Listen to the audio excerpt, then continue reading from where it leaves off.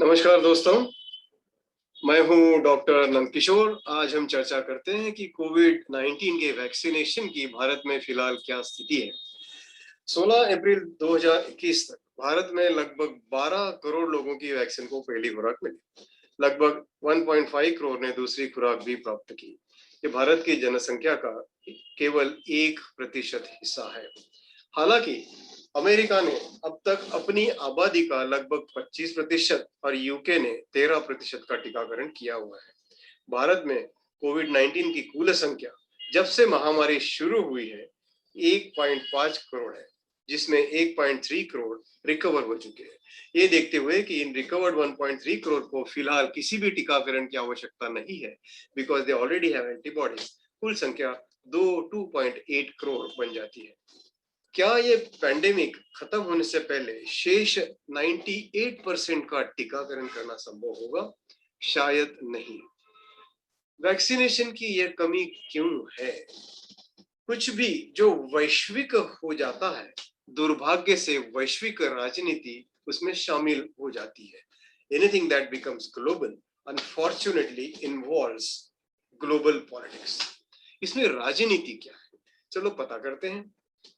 Profit से संचालित व्यवसाय में वैक्सीन की एक समस्या है। फार्मा कंपनीज को वह बहुत लाभदायक नहीं है, not much profitable. Pharma company महंगी दवाओं को बनाती है जिन्हें बार बार लेना जरूरी होता है और जो आने वाले वर्षों के लिए उन्हें रेवेन्यू पैदा कराती है। 2021 में केवल 4 अमेरिकी कंपनियां वैक्सीन बना रही है, जबकि 1970 के दशक में 20 से ज्यादा कंपनीज वैक्सीन बनाती थी।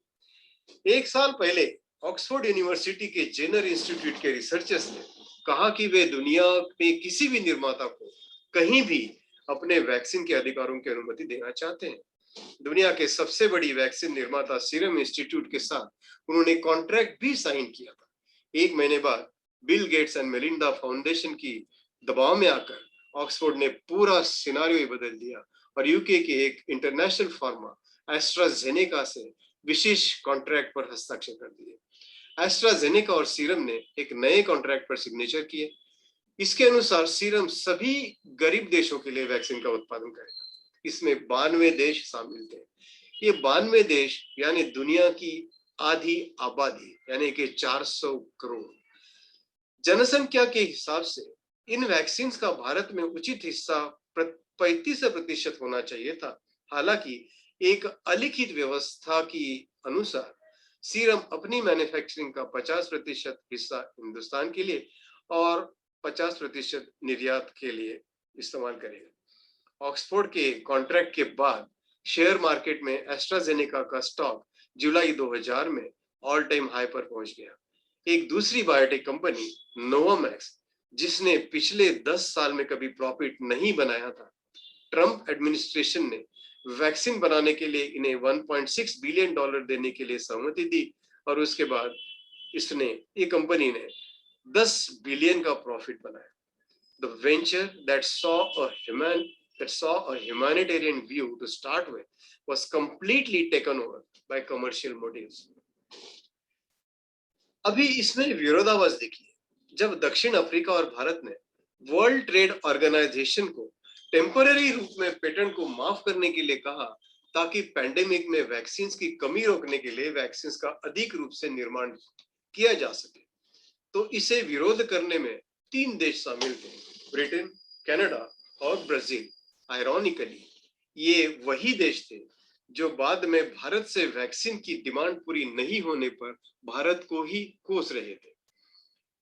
जब ये क्लियर हो गया कि वेस्टर्न फार्मास अपनी रिक्वायरमेंट पूरी नहीं कर सकती है, तो बहुत से देश चाइना और रशिया के वैक्सीन की तरफ मुड़ गए। भारत सरकार का ग्लोबल रिसर्च में कंट्रीब्यूशन क्या है? जबकि वेस्टर्न कंट्रीज जिन्होंने वैक्सीन रिसर्च में और डेवलपमेंट में अभी तक अरबों का खर्चा किया है, इस बात का कोई सबूत नहीं है कि भारत सरकार ने सीरम इंस्टीट्यूट को रिसर्च और डेवलपमेंट में कुछ भी कंट्रीब्यूशन किया हो। लेकिन हर विदेशी वैक्सीनेशन के वितरण को फोटो ऑप में कन्वर्ट कराने में हमने कोई कसर बाकी नहीं छोड़ी है। भारत बायोटेक का कोवैक्सीन एक प्रशंसनीय उपक्रम है लेकिन इसका उत्पादन काफी कम है। अगर भारत बायोटेक वैक्सीन की मात्रा बढ़ाती है तो सीरम पर दबाव कम हो सकता है।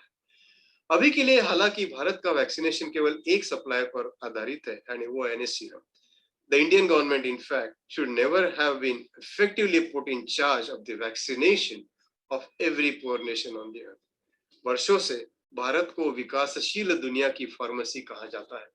एक मायने में ये सही है, पर ये पैंडेमिक ने जो दुनिया की दुर्दशा बनाई है, उसके लिए सीरम इंस्टीट्यूट जैसे और कई फार्मेसीज की दुनिया को अभी जरूरत है।